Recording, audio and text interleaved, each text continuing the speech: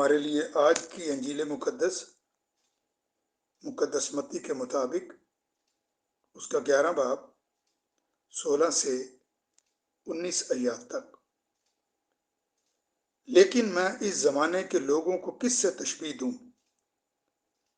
وہ ان بچوں کی مانند ہیں جو بازاروں میں بیٹھے ہوئے اپنے ساتھیوں کو پکار کر کہتے ہیں کہ ہم نے تمہارے لیے بانسری بجائی پر تم نہ ناچے، ہم نے نالہ کیا پر تم نے چھاتی نہ پیٹی، کیونکہ یوحنا نہ کھاتا آیا اور نہ پیتا، اور لوگ کہتے ہیں کہ اس میں بدبو ہے۔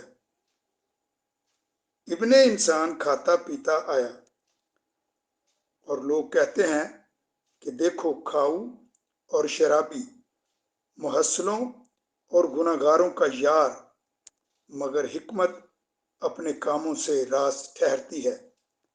انجیل مقدس کے وسیلے سے ہم سب کے گناہ معاف کیے جائیں۔ اے مسیح تیری ستائش ہو۔ تمام سننے والوں کو سسٹر ٹامسن رحمت کا سلام۔ پیارے سامعین، آج کی انجیل مقدس میں ہم نے یوحنا اصطباغی کے متعلق سنا ہے، جس کا مشن لوگوں کو یسوع کی آمد کے لیے تیار کرنا تھا۔ یوحنا بہت بڑا نبی تھا، بلکہ تمام نبیوں سے بڑا۔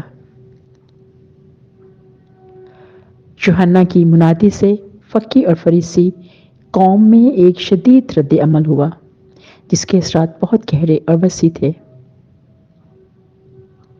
سب نبوتوں اور توریت نے یوحنا تک نبوت کی، لیکن جس وقت یوحنا نے تاریخ کے سٹیج پر قدم رکھا تو اس کا مشن صرف نبوت کرنا نہیں تھا، بلکہ یسوع مسیح کی پہلی آمد کا اعلان تھا کہ اب ساری نبوتیں پوری ہو گئی ہیں۔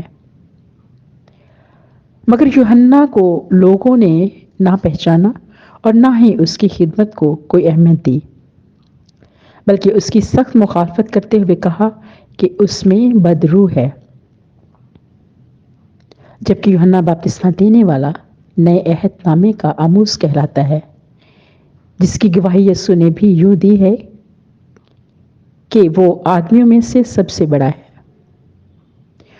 یہودی قوم یسوع ایک نجات دہندہ کی، ایک بادشاہ کی منتظر تھی، اس کو قبول کرنے کے لیے قاصر رہی اور اپنی پرانی روش اور طور طریقوں سے باز نہ آئے، اور گناہوں سے توبہ کر کے تبدیلی کی طرف جانے کے بجائے وہ یسوع پر بھی خفا ہوئے کہ وہ گناہ گاروں اور محصول لینے والوں کے ساتھ کھاتا پیتا ہے۔ یسوع ضرور گناہ گاروں کے ساتھ کھاتا پیتا تھا، مگر اس لیے کہ وہ انہیں بھی بچا سکے۔ وہ ان کے غلط کاموں کو اچھا نہیں کہتا، بلکہ ان کی جھوٹی شان اور شوکت، خود ساختہ راست بازی اور ریاکاری سے انہیں باز کرنا چاہتا تھا۔ یسوع کی منادی، اس کی تعلیم، اس کے معجزات اور گناہ گاروں کو گناہوں سے معافی، تمام کے تمام کام اس کے نجات دہندہ ہونے کے منہ بولتا ثبوت تھے، مگر فقی اور فریسی یہ کبھی نہ جان سکے اور نہ ہی تسلیم کر سکے۔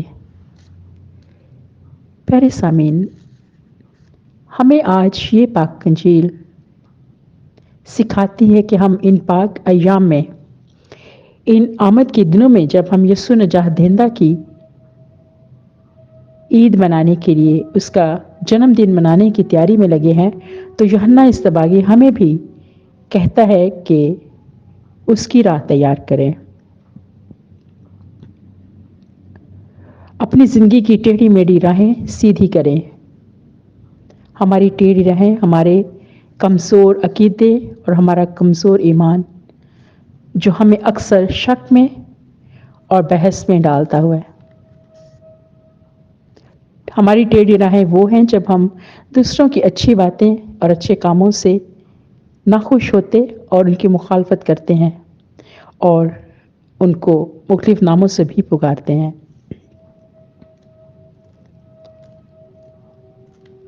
جب ہم کسی کو مشکل اور پریشانی میں دیکھ کر بے حس اور لا علمی کا اظہار کرتے ہیں، جی ہاں، ہماری یہ ٹیڑھی راہیں خداوند کو پسند نہیں۔